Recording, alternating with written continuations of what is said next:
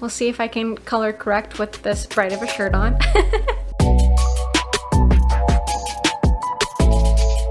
Hi everyone, and welcome back to Big City B. I'm B, for those of you who are just joining me for the first time. If you are new here, thank you so much for watching.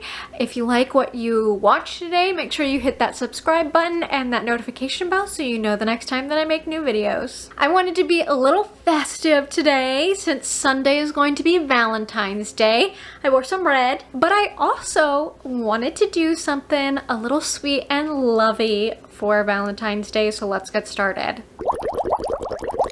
Today's book is going to be Heartstopper by Alice Oseman. The genre for this book is going to be a YA LGBTQ romantic graphic novel. Oh, mouthful. There are a few, but not many trigger warnings, so make sure you check out down below in the description to see what those are.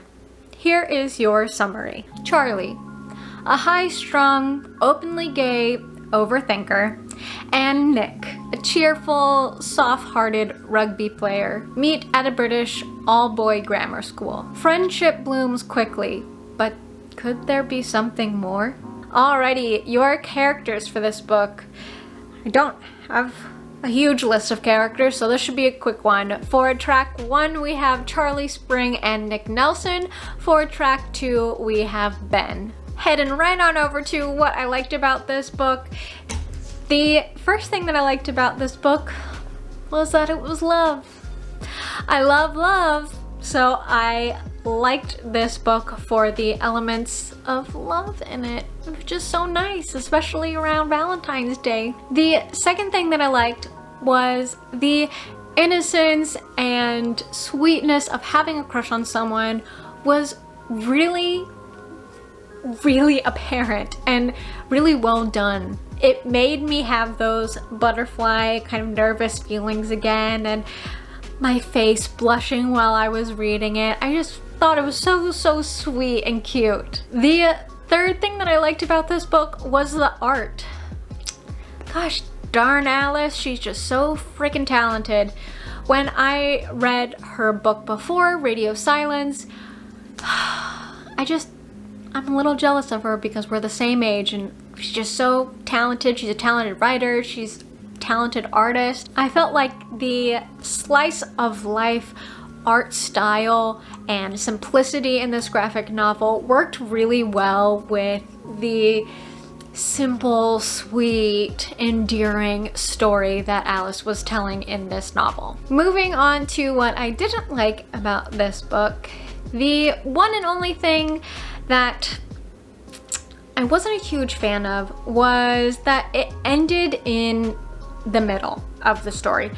And I know this is pretty common with comics that are a continuation or a volume or a series, but all the comics that I've read, while they might be a series, are really, there's a whole story that's encapsulated in that one volume or that first episode. And this one, this one is like a whole story, but from what I read online, volume 1 is chapter 1 and 2, and then volume 2 is chapter 3, and volume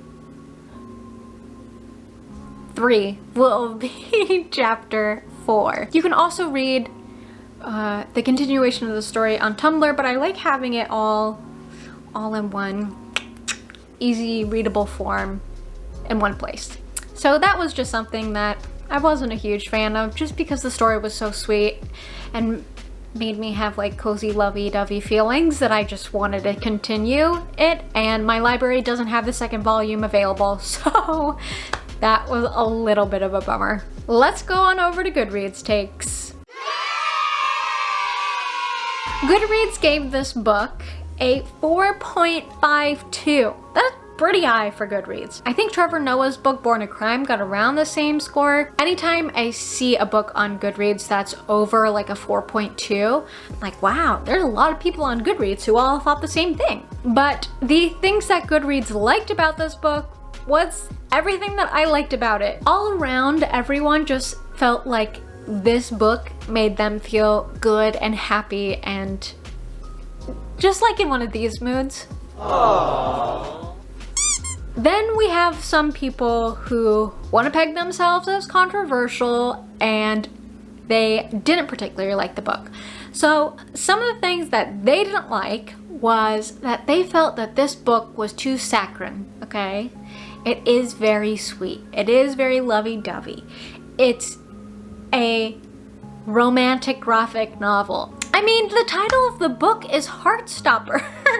What did you think that it's gonna be a romance book? And romance books are always kind of sugary sweet, aren't they? Unless it's a dark romance, I guess, but this one in no way gave itself as being a dark romance. The second thing that they didn't like was the art style, and fine, I'll give people their own opinions about this because people have differences in the art styles they like. I really like this art style. This is the kind of art style that I like in my graphic novels. It's not as sharp, it's a little bit more doodly, but they didn't like it because it wasn't stunning, interesting, or creative enough for them. Man, people have like really high expectations, right? If the high expectations get in the way of you liking just a really sweet graphic novel, I feel like there's an issue. Lastly, Goodreads just generally, the people who didn't like this book, just generally don't like happiness or love or any of the good things in life, I feel, because their main criticism was that this book was too happy, too lovey, too sweet, too naive. We're talking about teenagers having a crush on each other. We're talking about naive teenagers having a crush on each other. Of course it's gonna be naive and simple and sweet, and it's lovely. Why can't we just have lovely things? They ruin lovely things for us.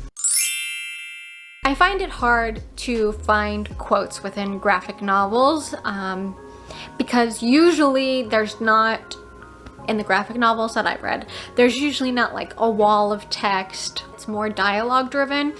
So I found two things and here they are. Quote number 1.